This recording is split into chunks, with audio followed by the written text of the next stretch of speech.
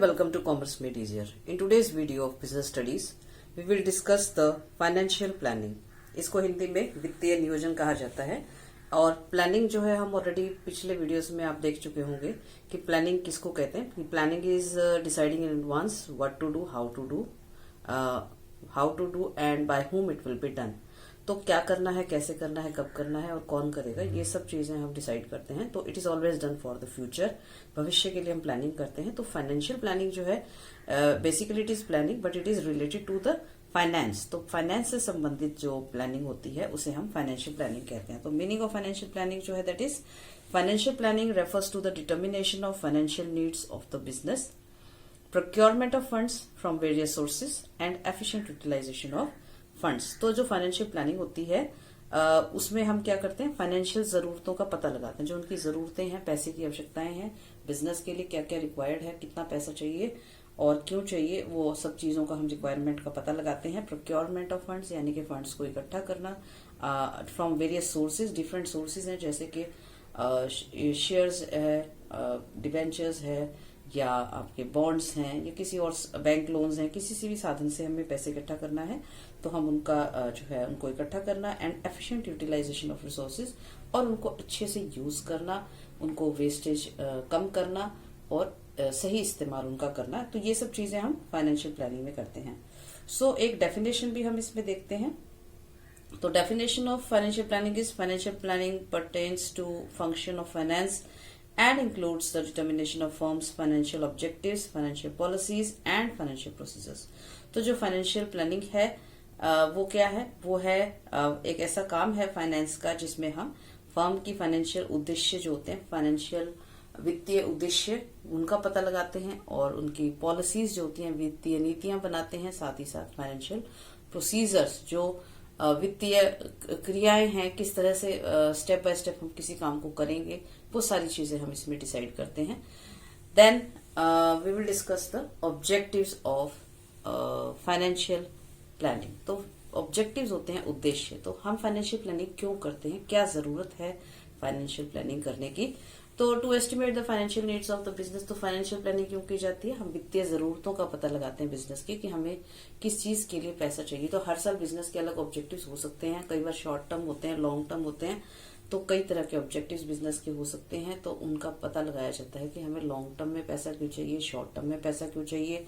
तो उनकी आवश्यकताओं के हिसाब से हम एस्टिमेट लगाते हैं कि किस लिए हमें पैसे की जरूरत है। Then to provide the finance to the business continuously, तो निरंतर पैसे की जरूरत बिजनेस में पड़ती रहती है क्योंकि business is a continuous activity. So जो फाइनेंशियल रिक्वायरमेंट है it will also be continuous और उसको पूरा करने के लिए हमें जो है जो भी प्रोसीजर हम फॉलो करते हैं, तो ये सारा फाइनेंशियल जो प्लानिंग है ये भी लगातार चलने वाली प्रक्रिया है। तो प्लानिंग का जो बेसिक नेचर होता है दैट इज कंटिन्यूअस, लगातार चलती है, भविष्य के लिए होती है और हमेशा जो है हम काम करने से पहले इसको प्लान करते हैं। Then to maintain the proper balance of finance, that is neither deficiency nor excess of finance should be there in the business। तो फाइनेंशियल प्लानिंग जो होती है उसमें हम ये पता लगाते हैं अपनी आवश्यकताओं का कि हमें फाइनेंशियल रिक्वायरमेंट क्यों है, कितने पैसे की जरूरत है। तो सही एक एस्टिमेट हम इसमें लगाते हैं ताकि जितनी हमें जरूरत है उसी के अकॉर्डिंग हम पैसे की व्यवस्था कर सकें। बिजनेस में जो है पैसा बहुत ज्यादा होगा तो भी वो सही नहीं होता है और बिजनेस में पैसा कम पड़ जाए तो वो भी, दोनों कंडीशंस ही हमारे लिए ठीक नहीं रहती हैं। तो इसलिए हम इसमें जो है ये देखना कि एक प्रॉपर निरंतर बिजनेस में फ्लो बना रहे पैसे का और ना वो ज्यादा हो ना वो कम हो, एक जो रिक्वायर्ड अमाउंट है वो हमेशा बिजनेस में इन्वेस्टेड रहे। Okay, now let us discuss the process of financial planning. तो फाइनेंशियल प्लानिंग में हम क्या क्या काम करते हैं, किस तरह से करते हैं। In the process of financial planning the first step is to set the financial objectives and it include short term objectives like maintaining the liquidity in the business. तो जो फाइनेंशियल प्लानिंग होती है, हम सबसे पहले प्लानिंग का सबसे first step ही होता है कि अपने उद्देश्य निर्धारित करना कि हमें करना क्या है, हमें पैसे की जरूरत क्यों है, क्या काम हमें ऐसे करने हैं इस साल या लॉन्ग टर्म में जिसके लिए हमें पैसे की जरूरत है। तो अगर हम इसको शॉर्ट टर्म और लॉन्ग टर्म ऑब्जेक्टिव्स को देखें तो शॉर्ट टर्म ऑब्जेक्टिव जो होते हैं it includes the two maintain the liquidity in the business. Liquidity होता है तरलता, तरलता मीन्स अवेलेबिलिटी ऑफ कैश और मनी। तो पैसा हमेशा बना रहे बिजनेस में। हमें जो इस साल की हमारी रिक्वायरमेंट्स हैं उसके लिए हमारे पास जो हमें पेमेंट्स करनी है उसके लिए हमारे पास सफिशिएंट पैसा होना चाहिए। जो परचेज हम करना चाह रहे हैं वो हमारे पास उसके लिए पैसा होना चाहिए। सैलरी देने के लिए पैसा होना चाहिए, वेजेस देने के लिए पैसा होना चाहिए, एडवर्टीजमेंट या कोई भी एडमिनिस्ट्रेटिव एक्सपेंसेस करने हैं, ऑफिस एक्सपेंसेस करने हैं, सेलिंग एंड डिस्ट्रीब्यूशन एक्सपेंसेस जो भी है। तो शॉर्ट टर्म जो होता है इस साल की जो हमारी मॉनिटरी रिक्वायरमेंट है उसको हम पूरा करते हैं, या हम शॉर्ट में ये भी कह सकते हैं कि जो हमारी वर्किंग कैपिटल रिक्वायरमेंट्स हैं उसको हम पूरा कर सकें, वो देखना इसमें काम होता है। दूसरा ऑब्जेक्टिव होता है long term objective, that is procurement of funds for the growth and expansion of business. तो ग्रोथ और एक्सपेंशन जो है एक तरह से लॉन्ग टर्म प्रोसीजर है। बिजनेस को धीरे धीरे बढ़ाना, उसको फैलाना और उसका जो है उसको एक्टिविटीज को इंक्रीज करना बिजनेस की। तो ये एक ही साल में नहीं हो जाता, एक ही दिन में नहीं होता, धीरे धीरे टाइम लगता है। तो उसके लिए हमें पैसे की जरूरत होती है। तो हम एक लॉन्ग टर्म ऑब्जेक्टिव लेकर के चलते हैं। जैसे कि आप देखते हैं गवर्नमेंट भी जो है पंचवर्षीय योजनाएं बनाती है कि वो अगले 5 सालों में क्या क्या एक्टिविटीज करेगी, क्या कौन कौन से उनके जो ऑब्जेक्टिव्स हैं और उनके लिए किस तरह से वो पैसे की व्यवस्था करेगी। तो हर साल जो भी हमारा एक टारगेट वो उसको लेकर के चलती है, उद्देश्य को लेकर के चलती है, ऑब्जेक्टिव को, और उसको वो उसमें उसके हिसाब से पैसे की व्यवस्था करती है। तो धीरे धीरे फाइनेंस उसके लिए उसको अवेलेबल कराया जाता है योजनाओं के लिए। तो इसी तरह से बिजनेस के भी लॉन्ग टर्म ऑब्जेक्टिव्स हो सकते हैं जो लंबे सालों तक चलने वाले हैं, और उनके लिए जो है फाइनेंशियल रिक्वायरमेंट जो होती है उनको पूरा करा जाता है। तो सेटिंग ऑफ ऑब्जेक्टिव्स, तो हम लॉन्ग टर्म, शॉर्ट टर्म या मीडियम टर्म भी हमारे ऑब्जेक्टिव्स हो सकते हैं। तो उसको हम सेट करते हैं फाइनेंशियल ऑब्जेक्टिव्स, किस किस चीज को क्या क्या हमारे काम है और उसके लिए हमें किस तरह से पैसे की व्यवस्था करनी है। Then second step is financial setting the financial policies. तो financial policies are framed so the financial objectives could be achieved. तो हम जो ये उद्देश्य हमने निर्धारित किया उसको प्राप्त करने के लिए हम नीतियां बनाते हैं। तो पॉलिसीज क्या होता है? These are the guidelines that helps the manager in decision making. तो जब हम फाइनेंस से रिलेटेड मैनेजर जब काम कर रहा होता है तो फाइनेंशियल पॉलिसीज को ध्यान में रख करके वो डिसीजन लेता है। तो जैसे कि डिविडेंड पॉलिसी है, वर्किंग कैपिटल पॉलिसी है, या एसेट मैनेजमेंट पॉलिसीज हैं, या और भी कई तरह की पॉलिसीज होती है। तो जो डिविडेंड पॉलिसी है मान लीजिए, तो डिविडेंड पॉलिसी में जो मैनेजर होता है, फाइनेंशियल मैनेजर, वो ये डिसाइड करता है कि कितना जो प्रॉफिट का पार्ट है उसको डिविडेंड के रूप में देना है और कितना पार्ट उसने रिटेन करना है बिजनेस के लिए, ताकि वो बिजनेस के एक्टिविटीज में उसको यूटिलाइज कर सके। तो इसी तरह से वर्किंग कैपिटल पॉलिसी जो होती है उसमें कितना वर्किंग कैपिटल हमें रखना है, या एसेट मैनेजमेंट पॉलिसी है तो हम एसेट्स को किस तरह से मैनेज कर रहे हैं और कितने समय के बाद हम उसे डिस्पोज ऑफ करेंगे, उसके लिए कितना फाइनेंस चाहिए होगा। तो इस तरह की तमाम चीजें जो है हम इसमें डिसाइड करते हैं। तो जो पॉलिसीज हैं अलग अलग फाइनेंशियल रिक्वायरमेंट्स को पूरा करने के लिए, वो हम इसमें डिसाइड करते हैं, गाइडलाइंस बनाते हैं।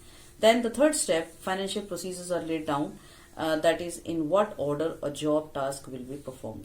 तो प्रोसीजर जो होता है it is a step by step way of doing a work, किस काम को करने का तरीका जो होता है उसमें होता है। तो जब हम फाइनेंस की बात करते हैं तो जैसे हम मान लीजिए प्रोक्योरमेंट ऑफ फाइनेंस है, तो किस तरह से हम पैसे को प्राप्त करेंगे या किस तरह से उसको खर्च करेंगे, तो इसको भी जो है इसके लिए भी प्रोसीजर्स सेट होते हैं। तो जैसे मान लीजिए आप जैसे हम क्रेडिटर्स, हमारे जो डेटर्स होते हैं, हमें उससे पैसे लेने होते हैं, तो किस तरह से क्या प्रोसीजर होगा, किस तरह से हम उसको उससे जो अपनी रिकवरी है वो करेंगे पैसे की, और किस तरह से अगर हमारी क्रेडिट पॉलिसी है तो किस तरह से हम अपने जो है उसको कैसे फॉलो करेंगे, क्या प्रोसीजर होगा, और जो हमारे बैड डेट्स होंगे उनके लिए क्या प्रोसीजर होगा।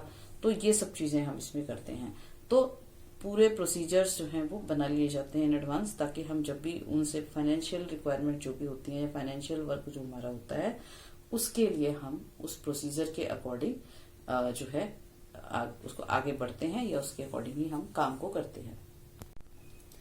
Okay, after discussing the procedure now we will discuss the importance of financial planning. तो फाइनेंशियल प्लानिंग क्यों जरूरी है, किसी बिजनेस के लिए फाइनेंशियल प्लानिंग करना क्यों जरूरी होता है। So financial planning helps to reduce the risk of future uncertainty and helps in the smooth functioning of the business. तो फाइनेंशियल प्लानिंग जो होती है बिजनेस के भविष्य में होने वाले जो खतरे होते हैं, अनसर्टेनिटी होती है, अनिश्चितता होती है, कभी भी कोई ऐसी प्रॉब्लम आ जाती है, जरूरत आ पड़ती है जिसके लिए पैसे की जरूरत होती है। तो प्लानिंग के द्वारा हम उस जो रिस्क है उसको रिड्यूस कर सकते हैं, अनसर्टेनिटी को रिड्यूस कर सकते हैं।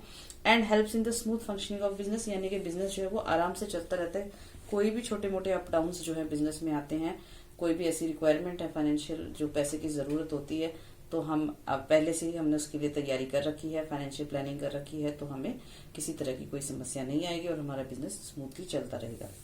Then it helps in coordinating the various business activities. तो यू नो कि बिजनेस में जो है बहुत तरह की एक्टिविटीज होती हैं, जैसे कि प्रोडक्शन है, फाइनेंस है, मार्केटिंग है, जो है ह्यूमन रिसोर्स डिपार्टमेंट होता है, तो सभी को फाइनेंस की आवश्यकता होती है और सभी को जो है बिना पैसे के कोई भी एक्टिविटी नहीं हो सकती। चाहे वो परचेज डिपार्टमेंट है, वो परचेज करेगा, प्रोडक्शन डिपार्टमेंट को अवेलेबल कराएगा raw material, production department production करेगा, उसके बाद वो सेल्स डिपार्टमेंट को देगा, और उसके अलावा जो है जो भी एक्टिविटीज हैं सभी को पैसे की आवश्यकता होती है। तो उनमें आपस में तालमेल बिठाना, हर डिपार्टमेंट की इंपॉर्टेंस को देखना, किस उसके अकॉर्डिंग उनको पैसे उपलब्ध कराना, फाइनेंस उपलब्ध कराना, उनके सभी गतिविधियों में आपस में तालमेल ताकि बना रहे।